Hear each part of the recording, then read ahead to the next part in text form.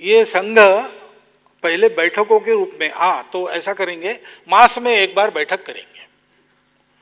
अब मास की बैठक का अनुभव ऐसा आया कि पहले 2-4 बैठकों में तो लोग आए, बाद में बुलाना पड़ा, बाद में बुलाने पर भी नहीं आना शुरू हुआ।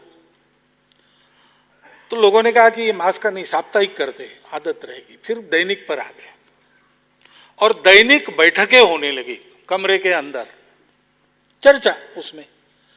लेकिन संघ में जो आए उस समय लोग, वो सब जवान लोग थे, विद्यार्थी थे, बालक थे, किशोर थे, तरुण थे।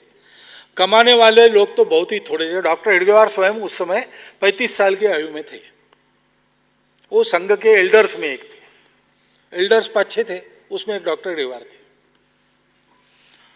तो जवान लोगों ने सोचा कि ये क्या, रोज आकर कमरे के में अंदर बैठकर, अरे भाई जवान लोग हैं, कुछ हाथ पैर हिलाएंगे, तो चलो शारीरिक कार्यक्रम करेंगे, मैदान पर कबड्डी खेलेंगे। बाहर क्या कर सकते हैं, कबड्डी खेलो, छोटे छोटे खेल खेलो।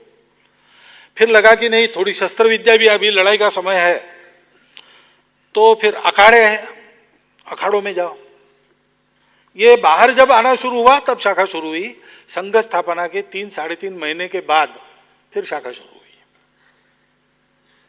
और क्यों शुरू हुई, डॉक्टर हेडगेवार ने नहीं कहा शुरू करो, ये उस बैठने वाली टोली के चर्चा में से एक सहमति बनी और वो हुआ।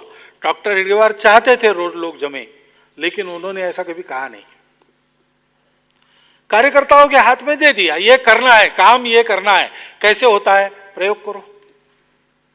ऐसे ही विकसित हुआ। फिर लगा कि वो लाठी काठी वगैरह तो अपना यहाँ है, राज कौन कर रहा है, अंग्रेज। अंग्रेज क्या करता है, वो परेड करता है, अपने को भी परेड आनी चाहिए। तो फर्स्ट वर्ल्ड वॉर के बाद सेना से रिटायर्ड मार्तंडराव जोग नाम के एक सज्जन थे नागपुर में, डॉक्टर हेडगेवार के मित्र थे। उन्होंने हर इतवार को परेड लेना प्रारंभ किया। परेड लेना प्रारंभ किया तो गणवेश चाहिए, तो एक यूनिफॉर्म बना। वो उस समय की पुलिस मिलिट्री वालों का जैसे रहता था वैसे ही था।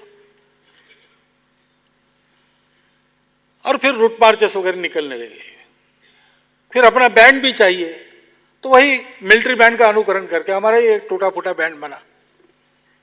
लेकिन ये सारा जो बना, ये कार्यकर्ताओं की चर्चा में से बना।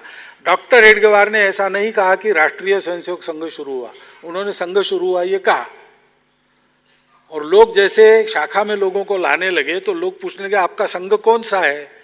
तो उन्होंने डॉक्टर साहब को पूछा कि अपने संघ का नाम क्या है। तो डॉक्टर साहब ने कहा तय किसने किया है, बैठो और तय करो। बैठक हुई, 16 लोग आए, 3 नाम प्रस्तावित किए गए, चर्चा हुई, मतदान हुआ और बहुमत से पारित हुआ राष्ट्रीय स्वयंसेवक संघ। डॉक्टर हेडगेवार ने राष्ट्रीय स्वयंसेवक मंडल संघ स्थापना के 2 वर्ष पूर्व तक चलाया था, लेकिन उन्होंने ये नाम बताया नहीं किसी को।